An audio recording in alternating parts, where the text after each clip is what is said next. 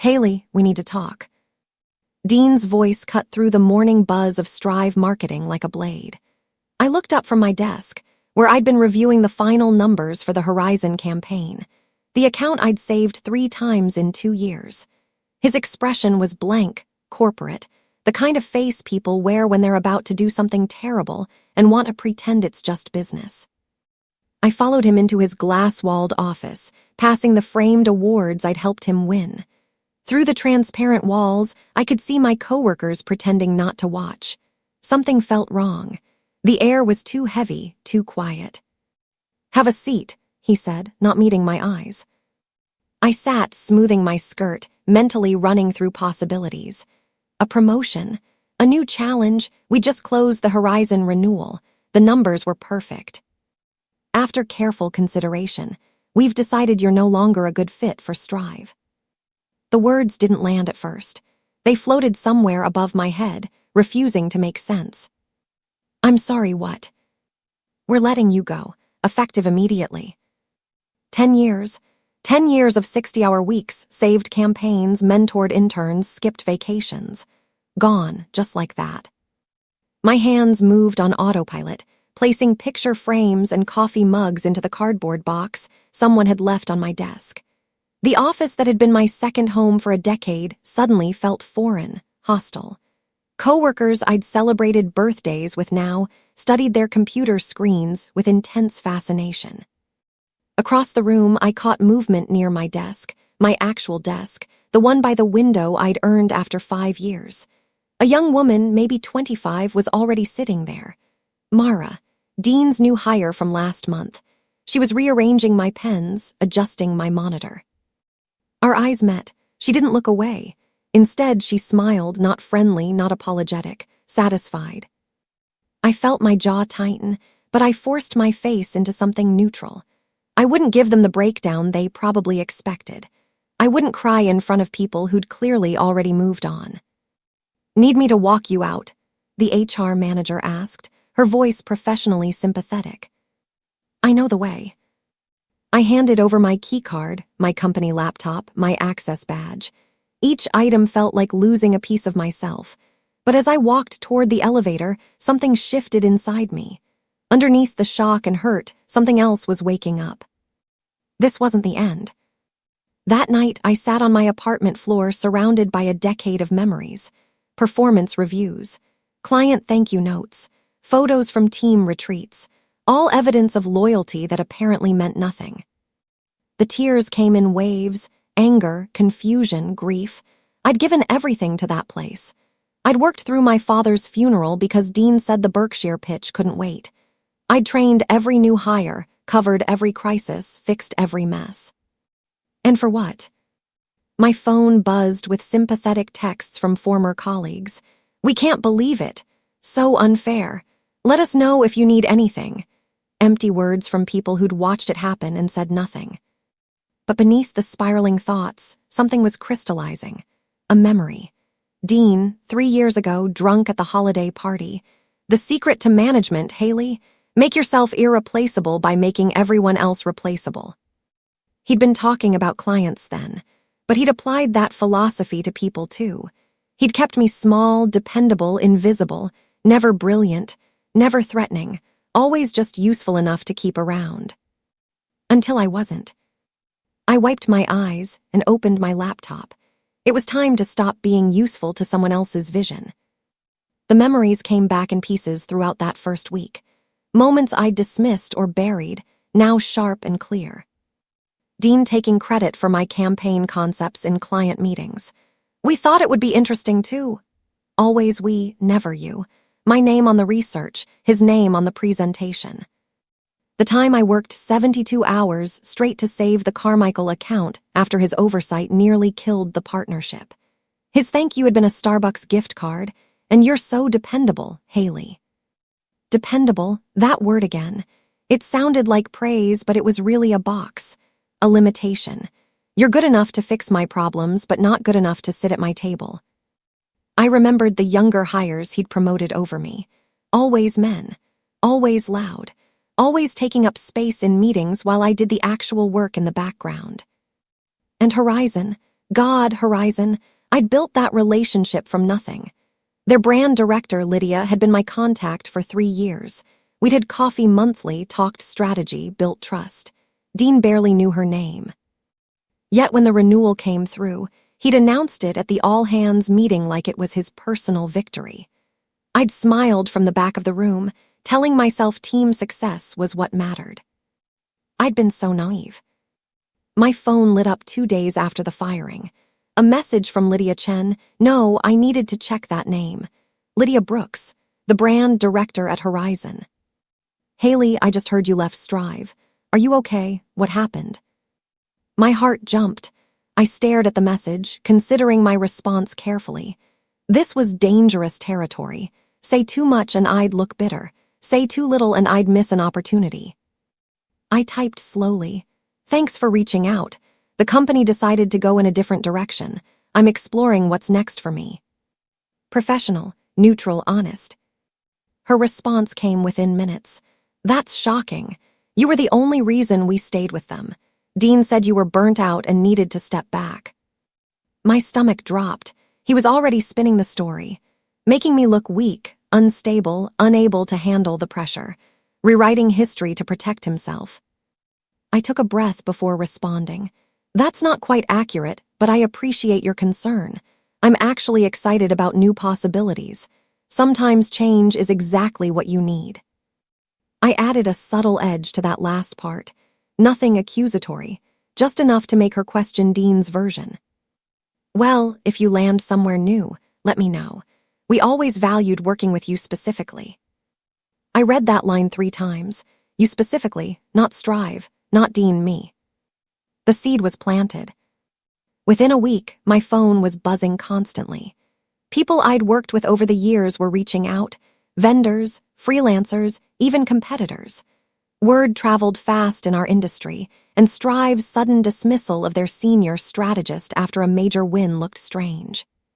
Former interns I'd mentored sent messages of support. Client contacts from previous campaigns checked in. Even people I barely knew were connecting the dots and asking questions. Dean's explanation that I was burnt out wasn't landing. Anyone who'd worked with me knew better. I'd never missed a deadline, never delivered sloppy work, never complained about the workload. Meanwhile, I kept hearing whispers through my network. Strive was already scrambling. The Horizon deliverables were behind schedule. Mara, the young replacement sitting at my old desk, was overwhelmed. Dean was personally handling client calls now, something he'd avoided for years. One of my former coworkers, someone I'd considered a friend, sent a carefully worded text. Things are chaotic here. Everyone's working late.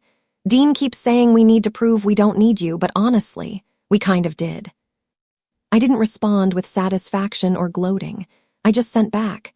You'll figure it out. You're all talented. But inside, I felt something shift. The power dynamic was changing. I was no longer the expendable employee. I was the missing piece they were just starting to realize they'd lost. I spent 2 weeks applying for jobs, creative director positions, senior strategist roles, even a few VP openings. My resume was strong, my portfolio impressive, but every interview felt the same, another glass ceiling, another Dean waiting to keep me useful but invisible. During one particularly frustrating video call, the hearing manager looked at my work and said, "This is excellent. You'd be perfect for supporting our leadership team." Supporting, there it was again. After I hung up, I sat in silence. Then I opened a blank document and started typing. Brooks Strategies, my name, my company, my rules. The business plan flowed out of me, services, pricing structure, target clients, competitive advantages. Everything I'd learned in 10 years at Strive, but without the ceiling, without the limitations. I wasn't just job hunting anymore. I was building an escape route from ever being disposable again.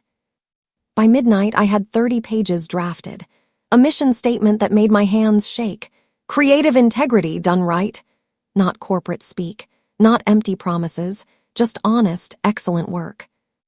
I saved the document and closed my laptop, feeling something I hadn't felt in years. Not security, not stability, something better.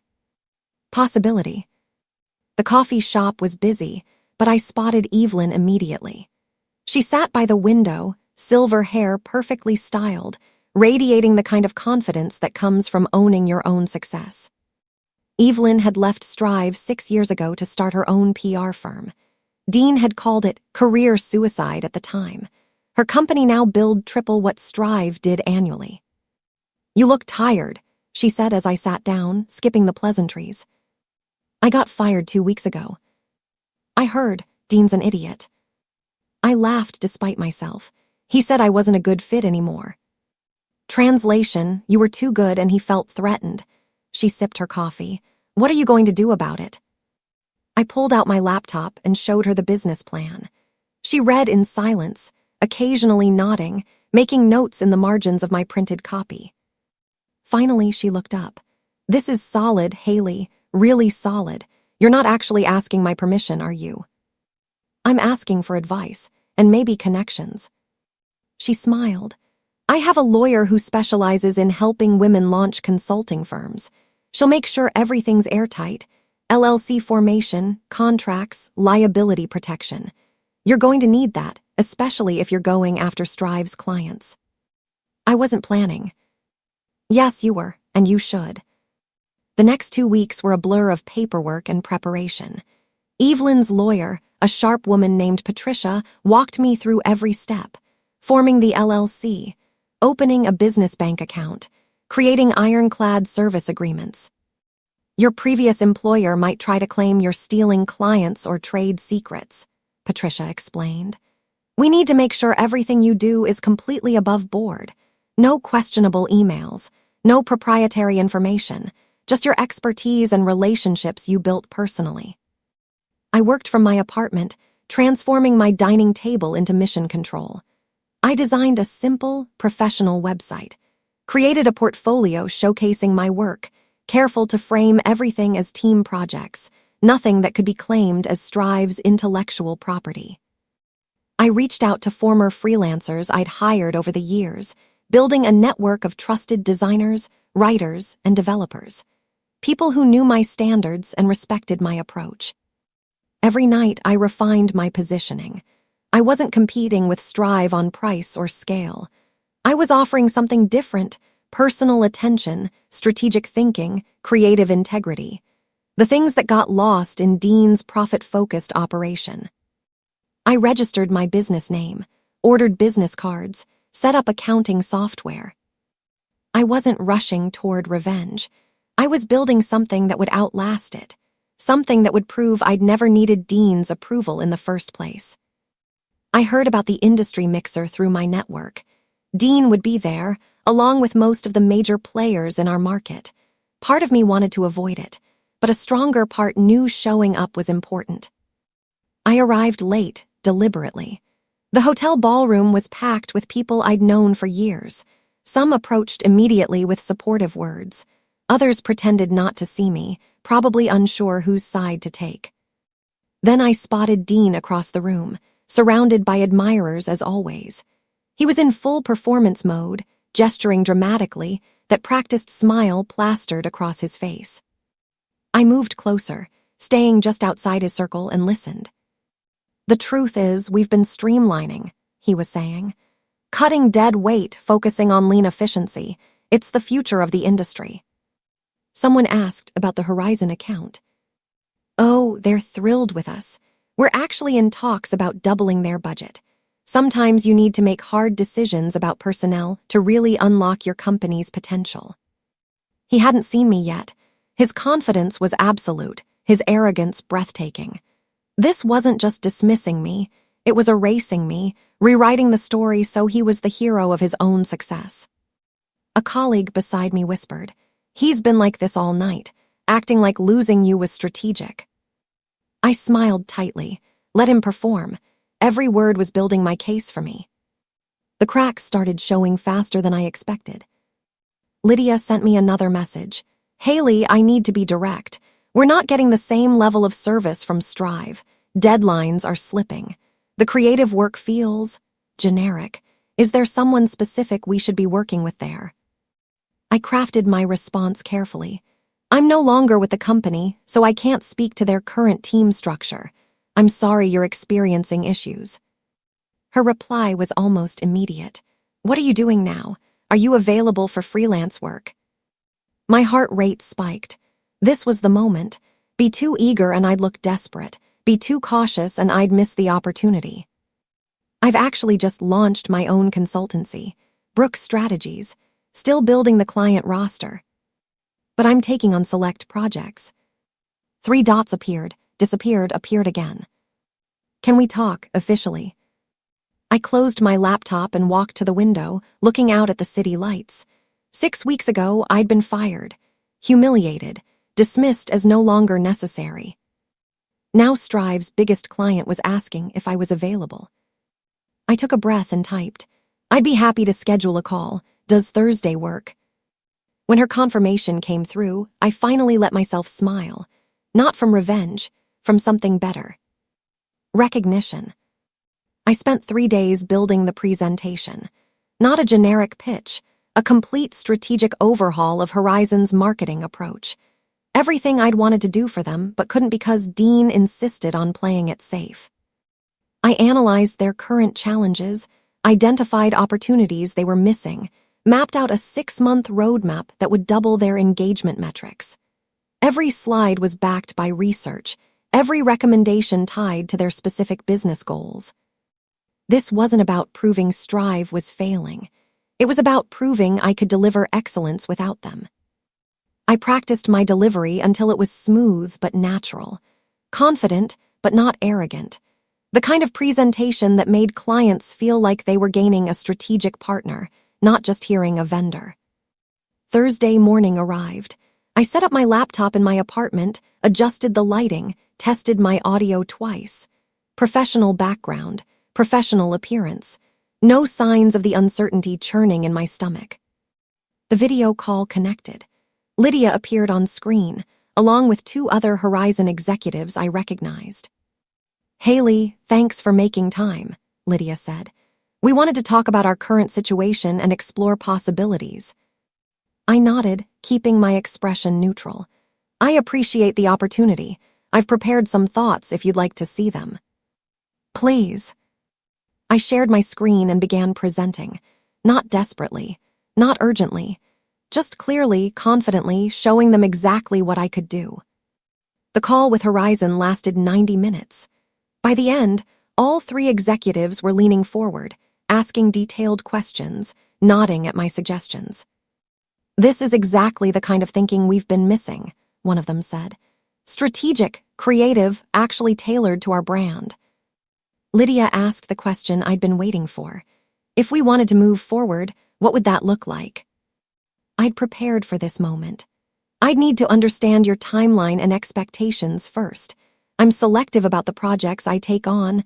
I want to make sure I can deliver the level of service you deserve. Selective, as if I had other clients lined up, as if I wasn't running a 1-person operation from my dining table. But confidence sells, and I'd learned that from watching Dean all those years. We're prepared to move quickly, Lydia said. Our current contract with Strive is up for renewal next month. We're exploring alternatives. My face remained calm, but internally I was screaming. They were planning to leave Strive. This wasn't just freelance work. This was the account I'd built coming home. I'd be honored to be considered, I said carefully. Why don't you send over the scope of work, and I'll prepare a formal proposal. After the call ended, I sat in silence for 5 minutes. Then I called Evelyn. They're interested, I said, really interested. Of course they are. You're excellent at what you do. Dean just convinced you otherwise for a decade. That night, Mara called me. I almost didn't answer. Why would Dean's replacement be reaching out? But curiosity won. Haley, I hope this isn't weird, but I need help. Her voice was shaking, stressed, not the confident young woman who'd smiled from my old desk. I'm drowning, Mara said. Dean said this job would be about creative strategy, but it's mostly just putting out fires. The Horizon account is a disaster. They're asking for things I don't know how to do, and Dean keeps saying to figure it out like you did. I should have felt satisfaction. Instead, I felt a pang of recognition. She was where I'd been 10 years ago, thrown into deep water and told to swim. "What specifically are they asking for?" I asked. She walked me through it, deliverables I'd normally have completed in my sleep, but that required institutional knowledge she didn't have.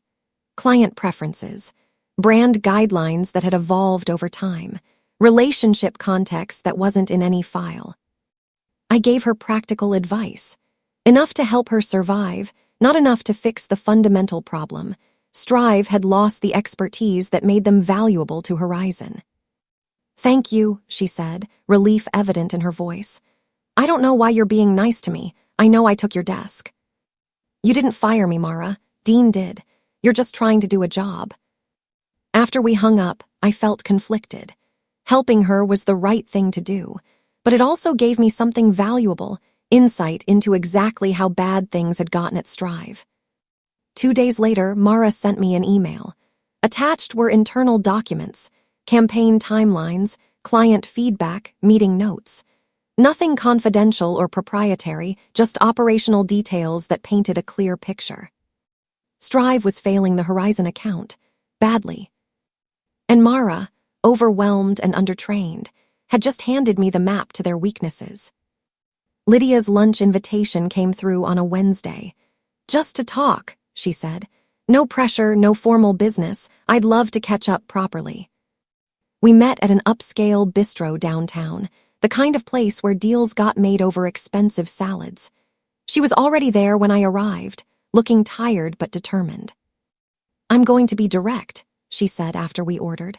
"Working with Strive without you has been eye-opening, and not in a good way." I stayed quiet, letting her talk. "Dean's fine in meetings. He's charming, confident, says all the right things. But the actual work, it's not what it used to be. We're getting generic templates where we used to get custom strategies. Communication has dropped off. And every time I ask for you specifically, I'm told you were holding the team back." She looked at me directly. "That's bullshit, isn't it?" I chose my words carefully. "I can't speak to Dean's management decisions. I can only tell you that I'm proud of the work we did together. If you went fully independent, would you consider taking us on as a client?" There it was, the question I'd been building toward since the day Dean fired me. I let the moment breathe before responding. "Funny you should ask. I've been hopping for an anchor client to really build around. Someone who values strategic partnership over vendor relationships. What would you need from us?" I pulled out my tablet, showing her a preliminary proposal I'd prepared. "This is what I'm thinking. Full strategic oversight, integrated campaigns, quarterly planning sessions. Not just executing your ideas, but helping shape them." She studied the numbers, the timeline, the scope. Her expression shifted from interested to decided. "I need to bring this to our board, but honestly, this is what we've been missing. Can you give me 2 weeks?" I smiled. "Take all the time you need." The official call came 13 days later. Horizon's CFO, their VP of Marketing, and Lydia, all on screen together. "We've decided to end our relationship with Strive Marketing," the CFO said formally. "And we'd like to engage Brooks Strategies as our agency of record, pending contract negotiations." My hands were shaking, but I kept my voice steady. "I'm honored, truly." "There's one condition," Lydia added. "This needs to stay confidential until we've formally notified Strive. We don't want any complications." "Of course, I understand completely." The contract arrived that afternoon, 6 figures annually, renewable quarterly, with performance bonuses tied to measurable results. Patricia reviewed every clause, made minor adjustments, and gave her approval. I signed it in my apartment, alone, with my cat watching from the couch. No champagne, no celebration, just quiet satisfaction and the knowledge that everything was about to change. For 2 weeks, I prepared, built out project plans, assembled my freelance team, created systems that would let me deliver the level of service Horizon deserved. I didn't tell anyone except Evelyn and Patricia. This wasn't about revenge or drama. It was about doing the work and doing it right. But I'd be lying if I said I didn't think about Dean's face when he found out. I kept the LinkedIn post simple, professional, understated. Excited to announce that Brooks Strategies has officially launched, and I'm thrilled to be working with an incredible anchor client on strategic marketing initiatives. Grateful for this new chapter. No names, no specifics, no bragging. Just a clean, confident announcement that I was moving forward. Within an hour, the likes and comments rolled in. Former colleagues congratulating me, industry contacts asking for details, potential clients reaching out to explore working together. Dean would see it eventually. Everyone in our industry would see it, but I wasn't doing it for them. I was doing it because this was real now, official, no longer just a plan, an actual business. That evening, my phone rang. Evelyn. Have you checked your messages? Not in the last hour. Why? People are connecting dots. Someone asked me if your mystery client is Horizon. I played dumb, but the rumors are starting. My stomach tightened.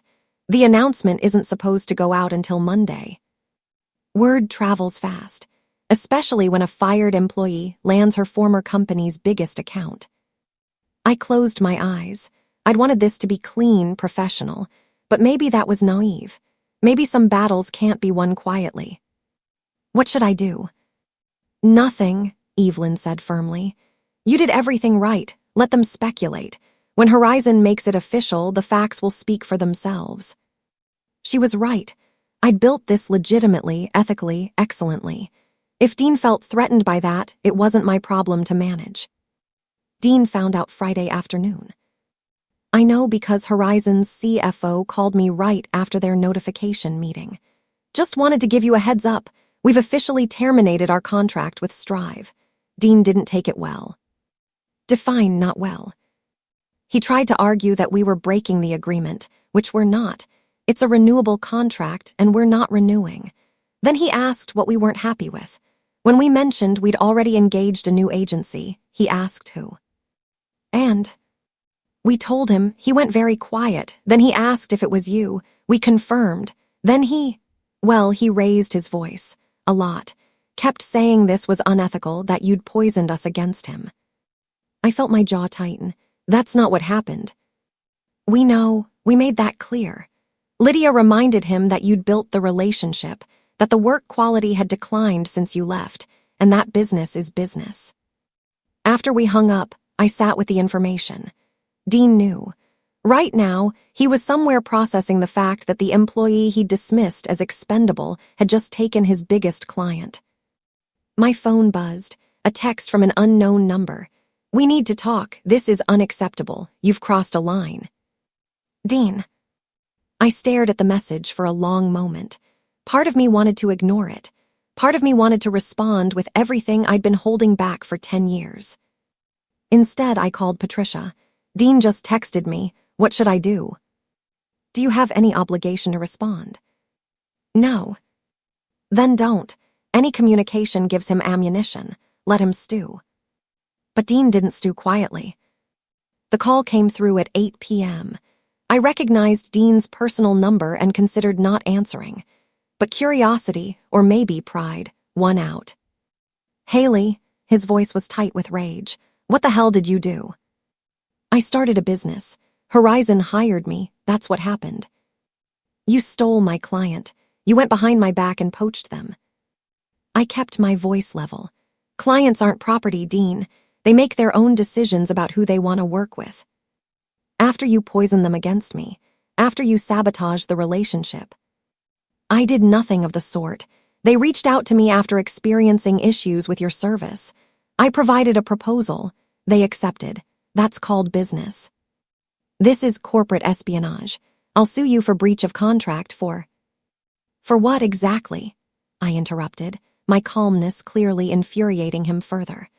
I've violated no agreements. I took no proprietary information. I built that client relationship over 3 years while working for you, and when they needed someone they could trust, they remembered who actually did the work. He was breathing hard. You think you're so smart, you think you've won.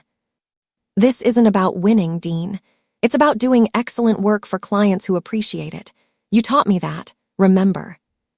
The line went silent for a moment. When he spoke again, his voice had changed, less angry, more calculating.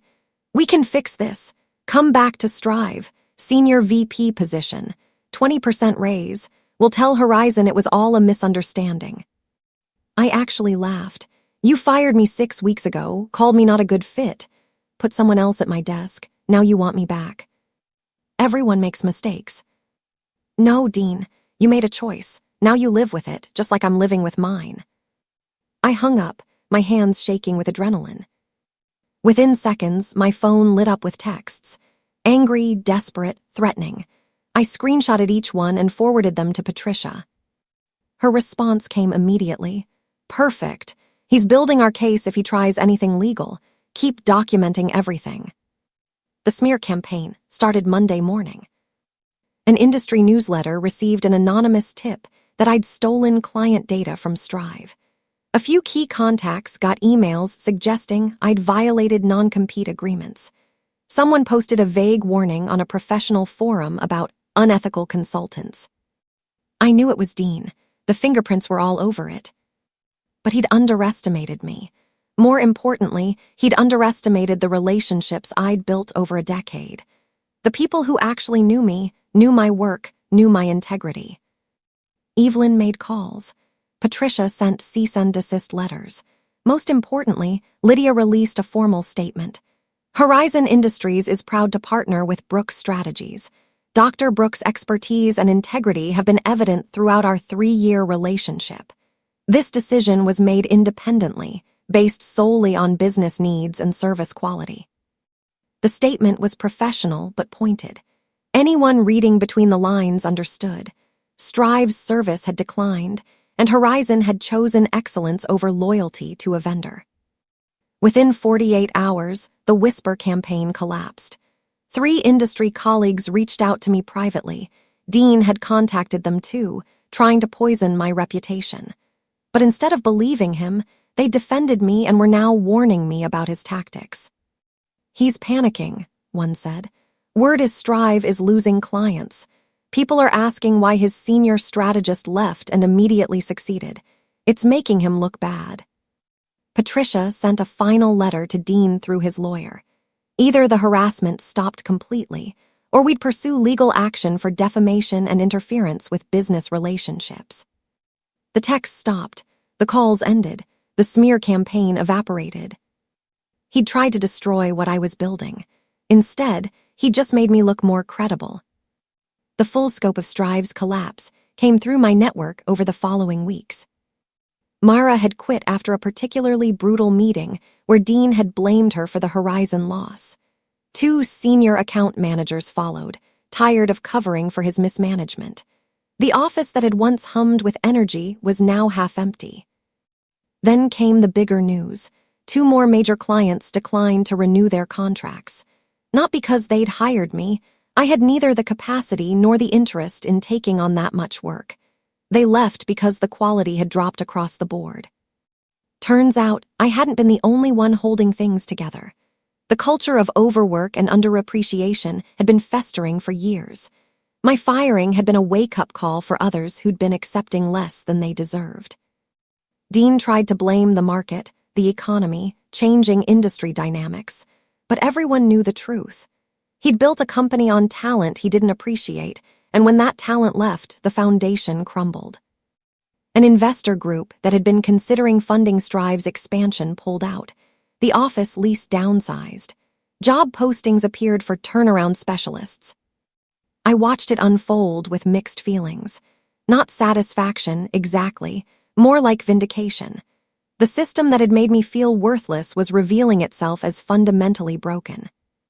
Meanwhile, Brooks Strategies was thriving. Horizon had referred me to 2 other companies. My freelance network was expanding into something resembling a real team. I'd moved from my dining table to a small office space. I wasn't destroying Dean. He was destroying himself.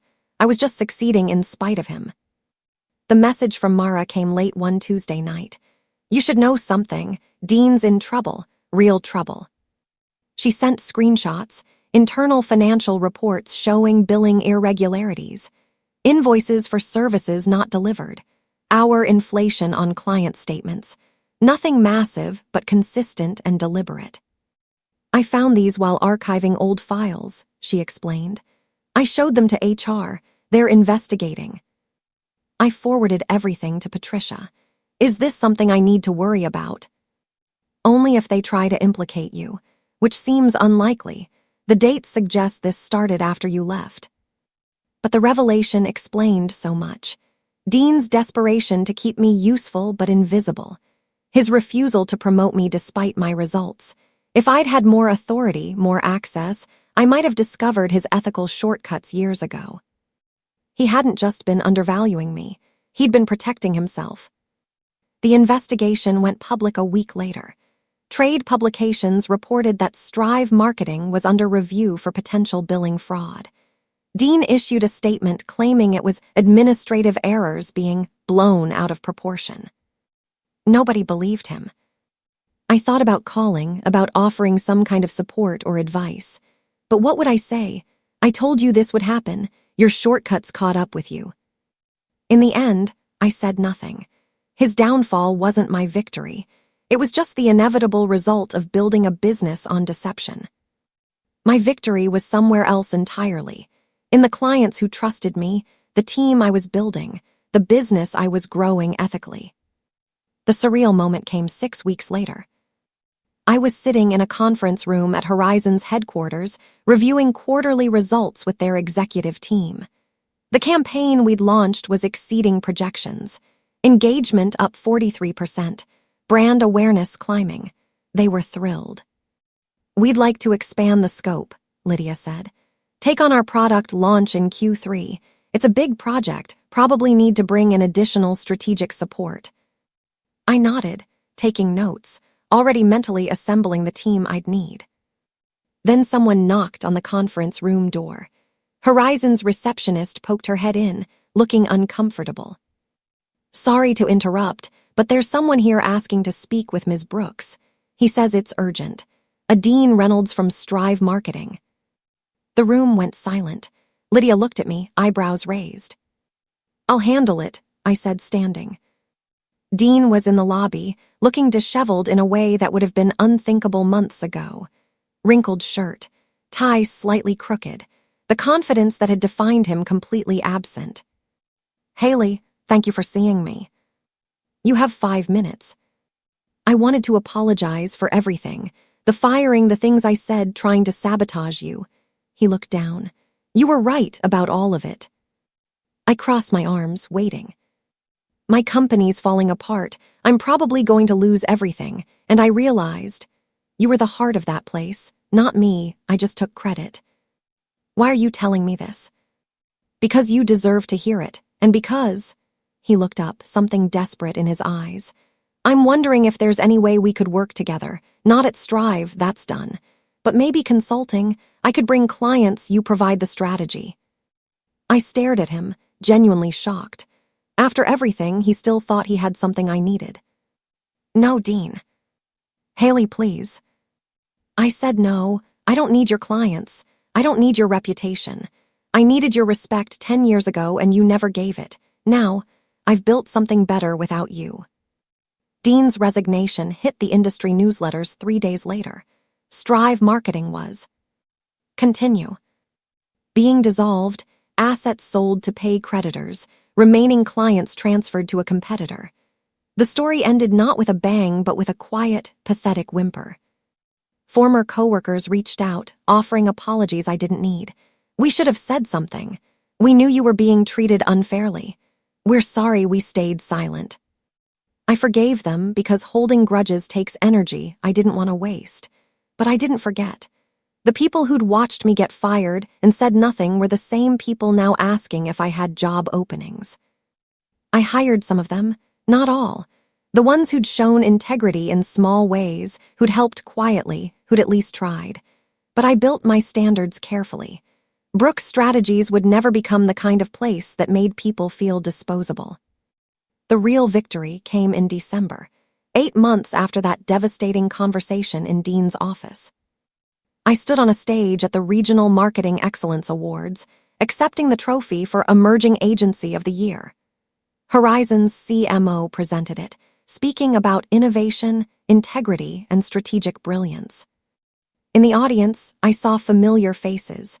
Evelyn, beaming with pride. Patricia, giving a subtle thumbs up. Former colleagues who'd left Strive and found better situations. Mara, who'd taken a junior position at a nonprofit and was finally doing work she believed in. Dean wasn't there. I hadn't seen him since that day at Horizon. Someone told me he'd moved to another state, taken a corporate job, disappeared from the industry entirely. I didn't feel triumphant about that, just free. 6 months later, I sat in my office, a real office now with a small team and actual walls, wrapping up the day's work. The Horizon account was still thriving. We'd added 4 new clients. Revenue was steady and growing. My assistant knocked on the door. "Heading out. Anything you need before I go?" "I'm good. Have a great evening." She paused. "You know, I was talking to someone at lunch who used to work at Strive. She said you were legendary there, that you saved that place more times than anyone could count." I smiled. That was a different life. She also said the guy who fired you was an idiot. Yeah, he was. But sometimes the worst thing that happens to you turns out to be the best thing. After she left, I opened my laptop and checked my calendar. Morning meeting with a potential client. Afternoon strategy session with Horizon. Evening networking event where I'd been invited to speak about building ethical businesses. My phone buzzed. A message from Lydia. "The board wants to extend our contract for another 2 years. You've exceeded every expectation. Thank you for taking a chance on us." I typed back, "Thank you for taking a chance on me." But that wasn't quite true. They hadn't taken a chance. They'd recognized value. They'd chosen quality over convenience, excellence over familiarity. I stood and walked to the window, looking out at the city lights. 10 years ago, I'd been convinced my worth was tied to Dean's approval. That success meant climbing someone else's ladder. Now I knew better. Loyalty shouldn't be to a company that doesn't value you. It should be to your own worth, your own standards, your own vision of what you can build. Dean had tried to make me small, to keep me useful but invisible, to convince me I was lucky just to have a seat at his table. Instead, he'd accidentally given me the greatest gift, the push I needed to build my own table. And at my table, everyone who sat down would be seen, valued, and celebrated for exactly what they brought. I closed my laptop, turned off the lights, and locked the office door behind me. Tomorrow would bring new challenges, new opportunities, new chances to prove what I'd always known deep down. I wasn't just dependable. I was brilliant. And I didn't need anyone's permission to prove it.